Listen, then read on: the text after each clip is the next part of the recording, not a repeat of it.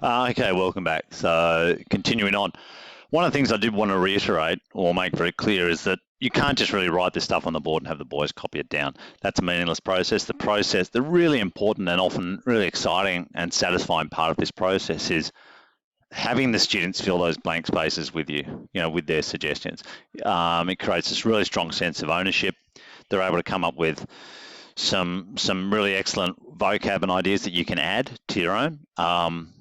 And simultaneously, it offers the teacher a lot of opportunities to give a lot of positive feedback. So there's a lot of positive feedback. There's a lot of interaction. It's very, very explicit, and that helps also create that really strong relationship. So you have a teacher up there who's almost like a conductor of sorts that's eliciting, using the teacher as a conduit, to these ideas that have been written on the board, and that's a really formative process, and you get a lot of students who walk out of this classroom going, thanks for that, that was awesome, because there's a really strong sense of ownership that they have, and that's that moment, irrespective of what learning area you're in, where you can do your captain, my captain, you can be the Dead Poet Society guy. There's talking about your subject area, if you're talking about Hamlet here or whatever the case may be, and you're asking questions, you're eliciting responses, that's basically as good as it gets, as a high school teacher.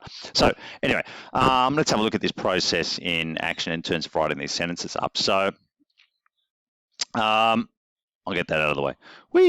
So I've put some colours around it. Here you see those clauses written out on the board with some colour tabs. And if we look at the scaffold on the right-hand side down there, you can see that it's been broken up into this, does that, doing that, doing that, and doing that. And though they correspond with some of the images or the colours that we see around that bubble. So the simple process of using this scaffold is to copy them down as they're written using that scaffold. So I'm going to do that right now. So the first part of that's going to be the author's use. My typing is awful. Of personification, comma. I'm going to leave a gap there for a specific reason I want to come back to later on. And then the next part of that is evoke. So we've got evokes the dark and dim misery of the city. It's good typing, you beauty.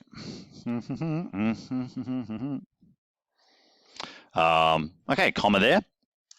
Each of these clauses separate a comma, easy peasy, lemon squeezy. Doing that is the next one. So it's an ing if we look at that. So we take imagines. In fact, we don't have to write them out, and that's the whole point here. We don't have to write them, we've written them. So we're basically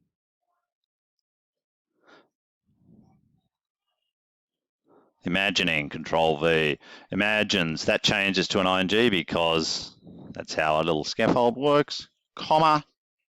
Here we've got the next one, suggest that, yay, there we go. Put that in there, change that to an ing, thank you, very easy peasy. And the last one is comma and, what is it? And doing that, so we've got and that last word there is going to be creating. So it's really a really simple question of just dropping these clauses down and sliding them, into that very, very specific sentence scaffold there. So if we read that out, very simple process. The author's use of personification evokes the dim. I'm going to leave that comma in there for a reason because we'll come back to it. Evokes the dim and dark misery of the city, imagining a world of dark and barely lit offices with little light or air, suggesting, that's a bit repetitive there, suggesting that city life is congested and unhealthy, and creating a juxtaposition to the open, light, airy beauty of the outback described in the opening 4 stanzas. So we did a little bit of editing there. So we've got dark and dim here. Dark and barely lit is a wee bit repetitive, so let's get rid of that up there. Look, and there you have a sentence that's very, very simple and sounds very, very sophisticated. And then and it's a very, very simple process. So that gap there is important because one of the things we're required to do, at least in English, is to include the technique or the text example. So how do we do that? And there's a really easy way of doing that. A good idea is to ask literally, what is the author doing in this situation? Is he asking? Is he demanding? Is he complaining? Is he suggesting? Is he declaring? Whatever the case may be. In this case, I think it's pretty easy. We can use something along the lines that he is he's describing a ray of light that struggles, that's going down the wall. So let's have a look. So basically we put a little ing verb there, describing quotation marks a stingy ray of light. Now, I would probably want to keep the syntax on point there. So as it, quote, struggles, and there you get the feebly down between the, oops, wait a minute. As it down between the houses tall. There we go. Evokes the darkened images here, and that's where we want to put that in. So look, that's it in process. It's really important that I show you this variation down here, because this is really an integral part of that. So generally, once the point that we're trying to make here is that you can play with these sentences as little Lego blocks, in a sense. And you want to avoid sentence repetition. You want to avoid starting sentences with the, for example, in this case. So one of the things that this simple scaffold allows you to do is to take some of these, is to play around with these. So in this case here, I've done that. I'll get rid of that.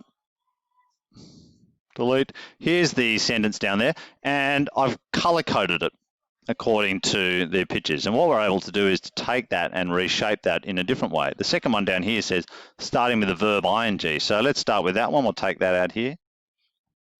Copy, paste, you beauty. Suggesting that city life is unhealthy, comma, and then we go in. The author's use, so we've got all of this.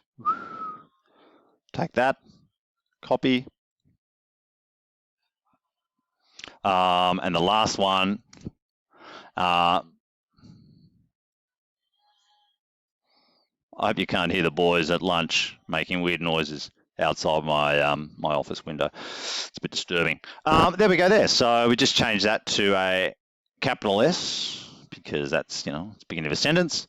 And let's read that one out. Suggesting that city life is congested and unhealthy, comma, the author's use of personification describing a stingy ray of light as it struggles down the wall, evokes the dim misery of the city, imagining a world of dark and small barely lit offices with little light or air, and creating a juxtaposition to the open, light, airy beauty of the outback described in the opening 4 stanzas.